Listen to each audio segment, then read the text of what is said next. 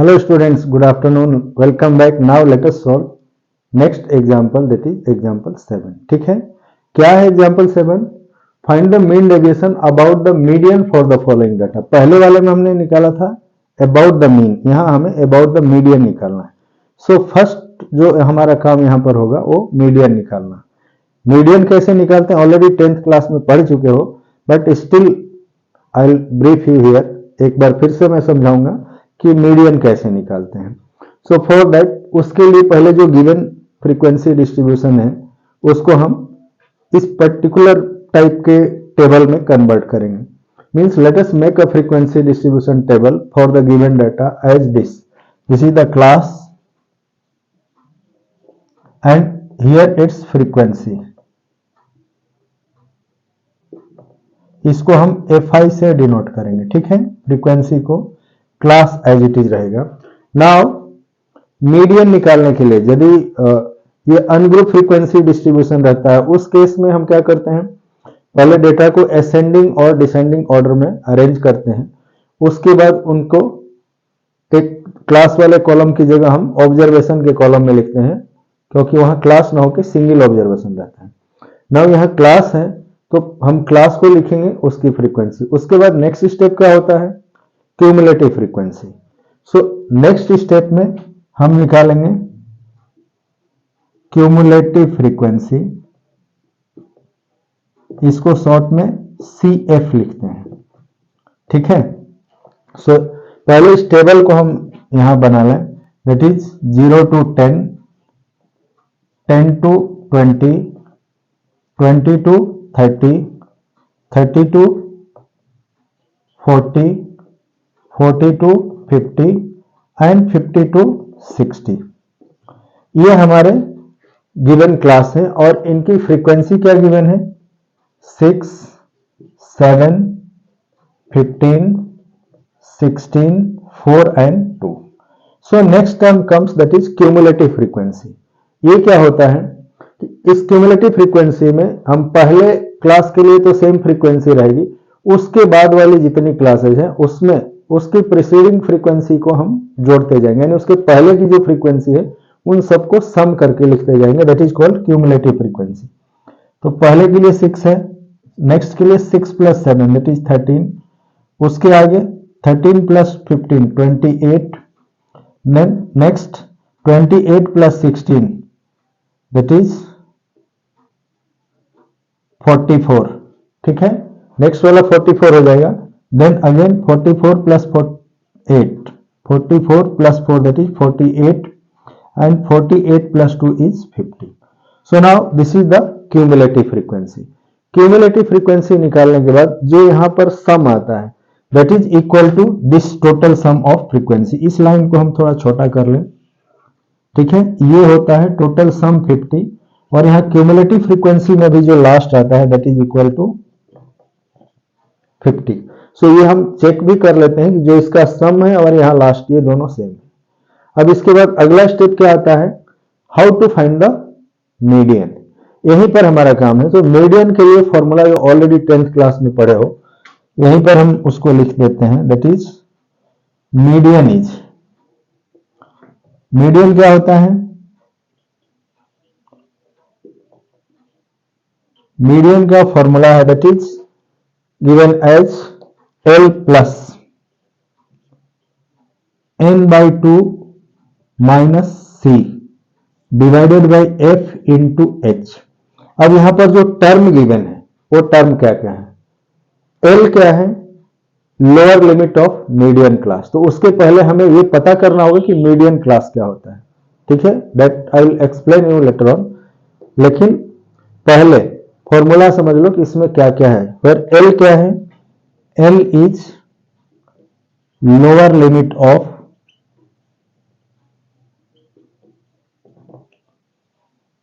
Median class. ठीक है, तो पहला काम हमारा होता है कि मीडियन क्लास से पता करना.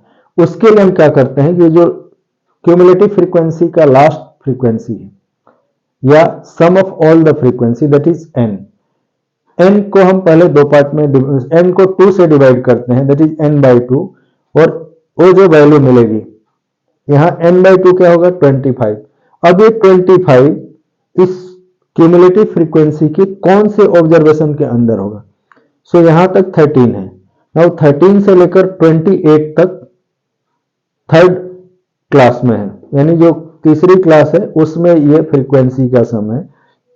तो जो 25th ऑब्जर्वेशन होगा वो इसके करस्पॉन्डिंग क्लास के अंदर होगा, that is 2030 the corresponding class for n/2। अब n/2 के यदि इक्वल हो तो हम उसी क्लास को लेते हैं, नहीं तो n/2 के जो वैल्यू है उसके जस्ट प्रीसीडिंग वाले क्यूमुलेटिव क्लास की जो करस्पॉन्डिंग वैल्यू होती है, यानी उसके फ्रीक्वेंसी के जो करस्पॉन्डिंग क्लास होता है उस क्लास को मीडियन क्लास कहते हैं। तो यहाँ n/2 25 है, 25 के इक्वल इसमें कोई नहीं है, तो उससे जस्ट बड़ी जो क्यूमुलेटिव फ्रीक्वेंसी है दैट इज 28। और इस 28 की जो करस्पॉन्डिंग क्लास होगी, means corresponding class of this cumulative frequency 28 is the median class. So यहां पर CF जो है हमारी, सॉरी n/2 इसके अंदर आएगी और इसका करस्पॉन्डिंग क्लास ये है 2030। सो this is called median class. ठीक है, अब यहां जो L है lower limit of this median class. ठीक है, तो पहले हमें ये डिसाइड करना होता है कि मीडियन क्लास कौन सा होगा, फिर इसका लोअर लिमिट इस केस में क्या है दैट इज इक्वल टू 20 है। ठीक है, दूसरा टर्म है n, क्या है n that is sum of all the frequencies.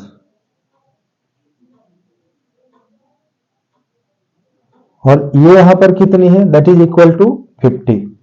So n की वैल्यू यहां 50 है। सो ये 50 हमें ये डिसाइड करने के लिए जरूरी होता है कि जो ऑब्जर्वेशन है n/2 यानी इसके हाफ के इक्वल वाली जो करस्पॉन्डिंग क्यूमुलेटिव फ्रीक्वेंसी है उसका करस्पॉन्डिंग क्लास कौन सा है। यदि नहीं है उसके इक्वल तो उसके नेक्स्ट वाली लेते हैं। यहां नेक्स्ट क्या है 25। अब यहां पर क्या आ गया median class. So since n/2 equal to क्या है 25। ठीक है, which lies in cumulative frequency 28। ठीक है, जो 28 क्यूमुलेटिव फ्रीक्वेंसी है इसके अंदर में ये 25 वाला रहेगा। तो इसका करस्पॉन्डिंग क्लास क्या होगा, it's corresponding class is, hence median class क्या हो जाएगा इज 2030। ठीक है, सो ये तीन चीजें हमें मिली। नाउ चौथा चीज क्या है इसमें f। This f is actual frequency of ये मीडियन क्लास। सो आगे हम लिखते हैं f is frequency of median class. जो मीडियन क्लास है इसकी फ्रीक्वेंसी, और ये यहां पर कितनी है this is 15। So f equal to 15। Now अगला टर्म क्या है c। c क्या होता है इसमें that is cumulative frequency of class just preceding the median class. यानी मीडियन क्लास जो है ये 2030 इसकी जो क्यूमुलेटिव फ्रीक्वेंसी है उससे जस्ट पहले वाली क्यूमुलेटिव फ्रीक्वेंसी को c कहते हैं। तो योर c इक्वल टू क्या है c is cumulative frequency of class just preceding the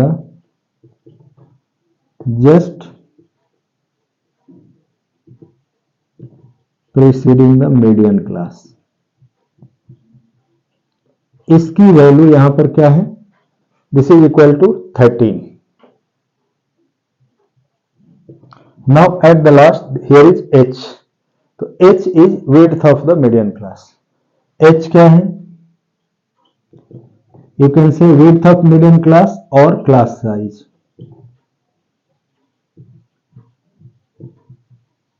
और ब्रैकेट में you can say class size. तो इस तरह से ये सारी चीजें जब हमें मालूम हो गई, हमने मीडियन का फॉर्मूला देख लिया क्या है L क्या है, that is lower limit of median class. तो मीडियन क्लास कैसे निकालते हैं हमने एक्सप्लेन किया। देन M क्या है, sum of all frequencies, here it is 50। इसका जो हाफ होता है that decides the median class, यानी यदि हाफ वाले के ठीक करस्पॉन्डिंग में जो क्लास होगा वो मीडियन होगा। यदि हाफ के इक्वल कोई CF नहीं यानी क्यूमुलेटिव फ्रीक्वेंसी नहीं है तो इससे जस्ट बड़ी जो नेक्स्ट है उसको लेंगे। तो यहाँ 28 है, क्लियर हो गया। इसके करस्पॉन्डिंग 20-30 मीडियन क्लास है। अब इसके आगे क्या होगा, F क्या है, frequency of the median class, यानी ये जो मीडियन क्लास है इसकी फ्रीक्वेंसी जो F है। C cumulative frequency of class just preceding the median class, ये मीडियन क्लास से जस्ट पहले वाली जो क्लास है उसका क्यूमुलेटिव फ्रीक्वेंसी C होता है। और H width of the class size, यहां पर सभी की विड्थ सेम होती है तो इसलिए हम क्लास साइज भी ले सकते हैं, ठीक है। नाउ अब पहला टास्क है मीडियन निकालना, हेंस अब इधर आते हैं। हेंस मीडियन अब क्या होगा, यहां फॉर्मूला ऑलरेडी हमने लिख रखा है। तो L क्या है, दैट इज 20 प्लस n/2, यहां n 50 है तो n/2 इज 25, ठीक है। सो n/2 की जगह हो गया 25 माइनस C की वैल्यू क्या है 13 divided by F frequency of median class that is 15 into H यानी 10, और this will be equal to, और median equal to 20 plus here ये 12/15 इंटू 10, इसको हम डिवाइड करेंगे तो ये 5 2 जा 10, 5 3 जा 15 और ये 3 4 जा 12। So this is 20 plus 8 equal to 28, यानी मीडियन की वैल्यू हमें मालूम हो गई 28। Hence median equal to 28। यहां तक निकालना हमारा मेन काम है पहले स्टेप में। जैसे ही मीडियन मालूम हो गया उसके बाद जैसे हम मीन के केस में किए थे, now will find deviation of each observation from median. So यहां पर ईच ऑब्जर्वेशन की जगह क्या लेंगे, मिड वैल्यू ऑफ दिस, ठीक है। यहां पर क्या करेंगे, हम मिड पॉइंट सारे का फिर से लेंगे। तो मिड पॉइंट क्या है, हमने निकाला नहीं है, हम मिड पॉइंट निकाल ले रहे हैं। दिस विल बी, इसके केस में 5 15 25 35 45 and 55, this is the median class, sorry mid point, ये xi हो गया। Now deviation of each observation, यानी each of this xi from median, यानी इन सभी में से मीडियन को माइनस करेंगे, यानी 28 को माइनस करेंगे तो इसकी वैल्यू कितनी हो जाएगी, 5 minus 28, this is xi minus m। जैसे वहां x बार लेते थे अब यहां मीडियन लिखेंगे।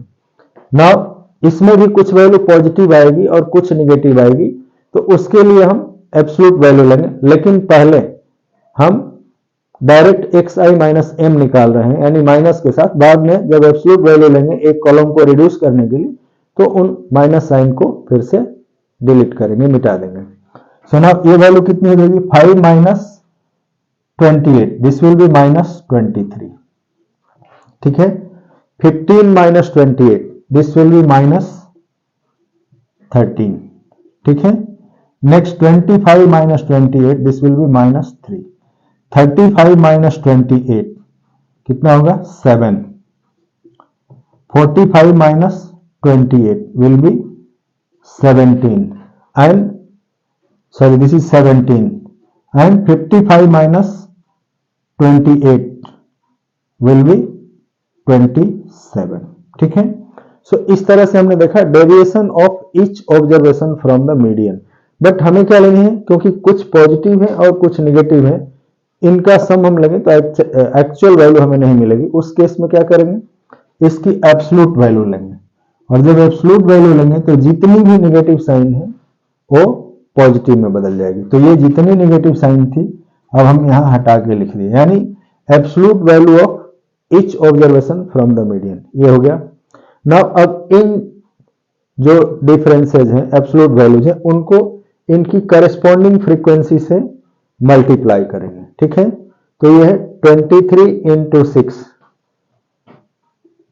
क्या होगा 138। नाउ ये है क्या एक्चुअल में, this is F I into X I minus M की एब्सोल्यूट वैल्यू का प्रोडक्ट है, ठीक है। सो 23 इंटू 6 हो गया। नाउ 13 इंटू 7 क्या होता है 91। उसके बाद 15 into 3 that is 45। Again 16 into 7 कितना होता है 112।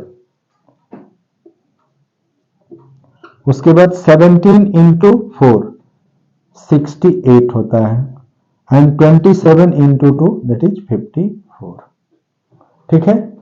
इस तरह से हमने ये प्रोडक्ट निकाल लिया। नाउ अब इन प्रोडक्ट का सम लेना है, तो सम कितना हो जाएगा, इफ वी ऐड दिस 8 + 1 9, 5 14, 2 16, 8 24 और 4 28 हो गया, कैरी 2, ठीक है।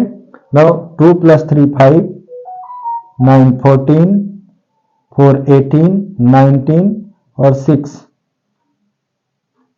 25 और 5 30, 0, carry 3 1 2 and 3 5, so this is 508, ठीक है। Now this sum is actually किसके इक्वल है, this is sigma F I into absolute value of X I minus M, और ये कितनी है टोटल 6 है। So I is vary from 1 to 6, ठीक है। नाउ अब हमें मालूम हो गया product of each of the deviation, absolute value of each of deviation with their corresponding frequency. So mean deviation about median क्या होता है, very simple, hence mean deviation about median is MDM, इसको हम MDM से लिखते हैं, और ये कैसे डिफाइन होता है, that is equal to sigma F I into X I minus M, where I equal to इस केस में 1/6 डिवाइडेड बाई एन। एन क्या है हियर, एन इक्वल टू 50 है, एन इक्वल टू 50। सो इसको 50 से डिवाइड करेंगे, किसे 508 को, hence this is 508 divided by 50। जब इसे हम डिवाइड करेंगे तो इसकी वैल्यू कितनी मिलेगी, वेरी सिंपल डिवीजन, क्या हो जाएगा 10.8 है, फर्दर ये कितने बार में जाएगा 80, 1 हो जाएगा 30, सो 10.16 अप्रोक्सीमेटली, ठीक है, या यू कैन से 10.1 अप्रोक्सीमेटली, ठीक है। तो नोट करो, मिलते हैं अगले वीडियो में, ओके बाय।